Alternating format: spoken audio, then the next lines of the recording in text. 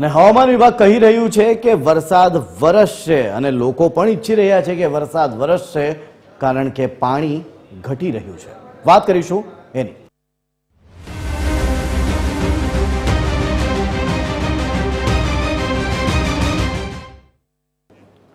હવામાન વિભાગની આગાહી પ્રમાણે રાજ્યમાં 15 જૂનની આસપાસ ચોમાસું બેસી જશે, પરંતુ જો વરસાદ ખેંચાયો તો સૌરાષ્ટ્રના કેટલાક જિલ્લામાં પીવાના પાણીની સમસ્યા સર્જાય.